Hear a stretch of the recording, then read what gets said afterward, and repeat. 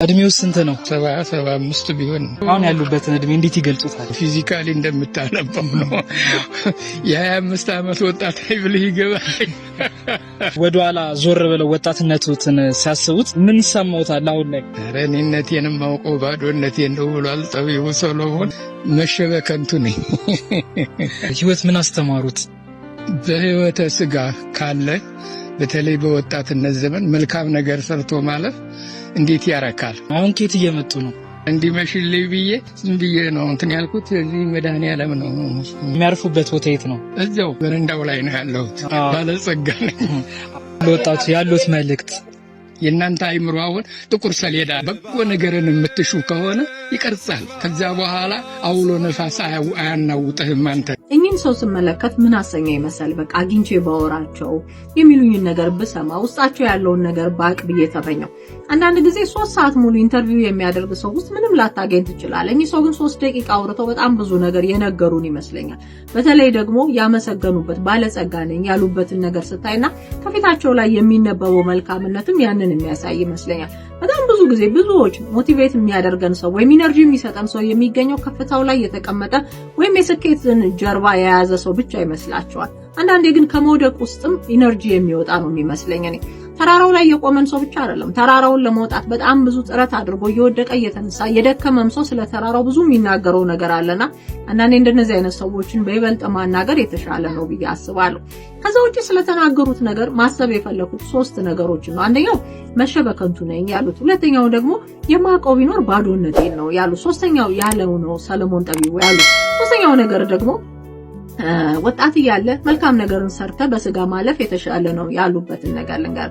መሸበከንቱ ነኝ ሲሉ የተሰማኝ አንድ ነገር አለ። አንድ ጊዜ የሆነ ሰልፍ ይዤ በጣም ቸኩዬ ነበርና ከፊት ለፊቴ 2 ወደ አዛውንትነት የሚሄዱ አባቶች ቆመዋል እና መሸኮሌን አይተው አንደኛው አባት ብናሳልፋት ጥሩ ነው፣ በሷ ጊዜ እኮ የመሮጫ ጊዜዋ ነው፣ ብዙ ነገር ልትሰራ ትችላለች አሏቸው። ሁለተኛው ደግሞ ነው በጣም የምፈልገው ቦታ ላይ እኔ ቆምኩትኝ፣ ማሳለፍ አልችልም፣ ምክንያቱም መሮጥ ያለብኝ እኔ ነኝ። እሷ ዛሬ ቢያልፋት ነገ ታገኘዋለች፣ እኔ ግን ጊዜ አልቋል ረፍዶብኛልና ማስቀደም አልችልም የሚል ሐሳብ አነሱ። ይሄ ነገር ነው ትዝ ያለኝ መሸበከንቱ የሚለውን ሲያስቡ ማለት ነው። አንዳንዴ እንዴት እንደሚመሽ አታውቀውም። ድንገት ነው ጀንበሯ የምትጠልቀው። የሆነ ጠዋትና ከሰዓትን በኋላ ያልክ ያሳለፍከው ጊዜ ድንገት ጀንበር ጠልቆ ልታገኘው ትችላለህ። የሆነ አደርገዋለሁ ያልከውን ሳታደርግ፣ አየዋለሁ ያልከውን ሳታይ፣ አገኘዋለሁ ያልከውን ሳታገኝ ነገሮች እንደጠፉ የሚቀሩበት ጊዜ አለና እንደምሳቸው ያለ ሰው እንኳን መሸበከንቱ ባይመስለኝም መሸበከንቱ የሚባለው አመለካከት ምንም ነገር ሳትሰራ ዳር ላይ መድረስ ማለት ነው። ሁለተኛውን ነገር ሳስብ ደግሞ ሰለሞን ጠቢቡ ማቆብ ቢኖር ባዶነቴን ነው አሉ ያለበት ነው። ይሄን እንዲህ ላስረዳ። ለምሳሌ በማንበብ ደረጃ ስታየው አንድ ሰው 5፣ 10፣ 15፣ 20 መጽሐፍ ማንበብ ሲጀምር በጣም ያወቀ ነው የሚመስለው። በቃ እዚህ ዓለም ላይ ያለ ዕውቀት የሌለ በጣም ብዙ ነገሮችን እንደተረዳ ይገምታል። ከዛ ግን 30፣ 40፣ 50 መጽሐፎችን ማንበብ ሲጀምር የተሻለ ቢያቀም ነገር ግን የሆነ የማንበብ ጉጉቱ ቢኖርም ግን በጣም የሚያውቅ አይነት ሰው ሆኖ ነው የሚሰማው።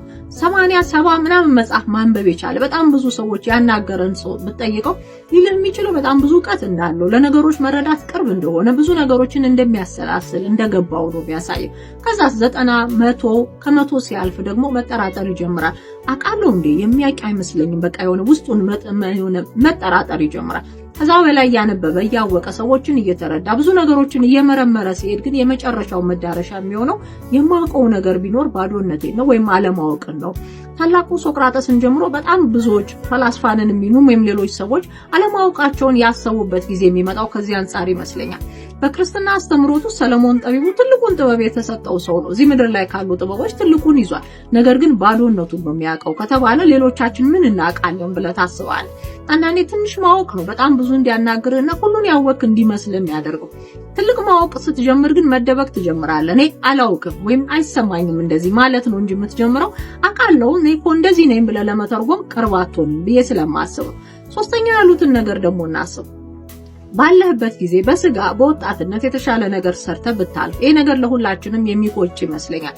ወጣት እያለን መስራት እየቻለን ነገሮች በእጃችን ያዝነው ጊዜ ላይ በተለይ እድሉና ነገሮቹ ኖረውን እንዲሁ በእንዝላልነት ያሳለፍነው ሰዎች መጨረሻ ላይ የምንቆጭ ይመስለኛል። አብዛኛው ቁጭት የሚመጣው እንዲህ ባረግስ ኖሮ እንዲህ ብሰራስ ኖሮ ዛሬ ቢሰጠኝ የሚል አስተሳሰብ እንዳይመጣ ለማለት ፈልገው ይመስለኛልና እኚህን ሰው ዝም ብዬ ሳያቸው አግኝቼ ባወራቸው የሆነ ብሰማቸው ውስጣቸው ምን አለ፣ እንዴት ይኖራሉ፣ እንዴት ያስባሉ የሚለውን ነገር መረዳት የሚያሰኙ አይነት ሰው ናቸው ብዬ አስባለሁ። አላውቅም።